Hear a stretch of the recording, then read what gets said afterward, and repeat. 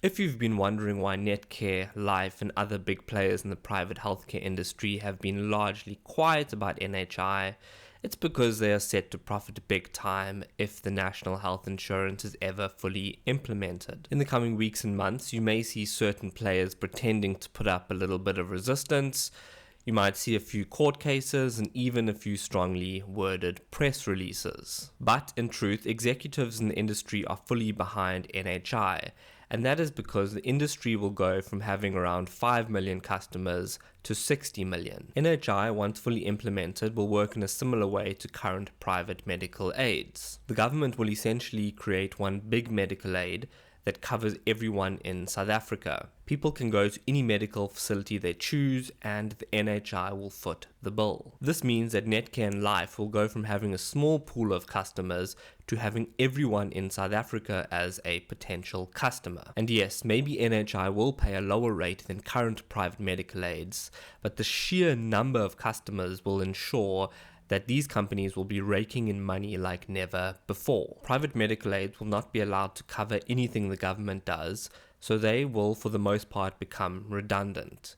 There is, however, one medical aid who will be laughing all the way to the bank, and that is of course Discovery, who, if rumours are to be believed, will be given the contract to run and manage the NHI fund. Discovery founder Adrian Gore has been in bed with the ANC government for decades.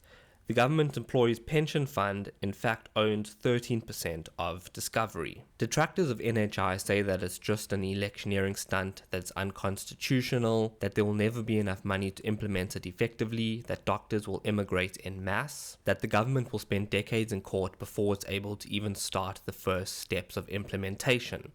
But I am inclined to write off most of this rhetoric as just a bunch of cope. Middle-class South Africans are scared and they don't want to accept the fact that the ANC and the private sector have colluded to them over. But the government and their comrades in the private sector couldn't care less that the quality of your healthcare is going to drop significantly. As with everything else in this country, the middle class will be the only losers. The middle class will bankroll NHI and they will receive very little in return. Netcare and other private health providers will reap huge profits, and of course it will be a feeding frenzy for cadres who will use some of the looted money to fly themselves overseas when they get sick. Or they'll just use one of the several army hospitals which have conveniently been excluded from NHI. Is there anything we can do to stop NHI? I think the short answer is no.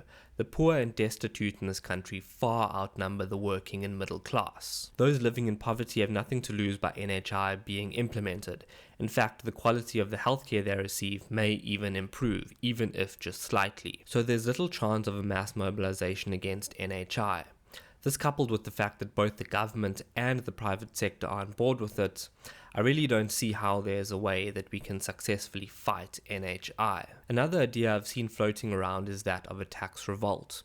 But a successful tax revolt would require the participation of corporate South Africa, since they are the ones who collect most of the VAT on behalf of government, and they also deduct PAYE from their employees' salaries on behalf of the government. But this is the same corporate sector that is in bed with the ANC regime. If you as a grown adult in 2024 still believe in saint private sector, if you think that corporate South Africa cares an inkling about you or your healthcare, then I'm sorry, but there's just no helping you. Of course, small businesses could try withhold taxes, but they would be swiftly crushed by SARS.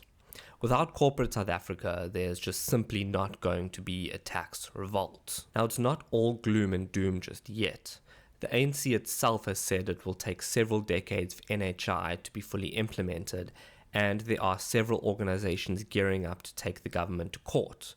So you can keep your medical aid at least for now. As someone who is begrudgingly on medical aid but would prefer to use public healthcare if it wasn't completely collapsed in South Africa, I do hope we can get to a point where every South African is able to access world-class healthcare, either for free or at an affordable price.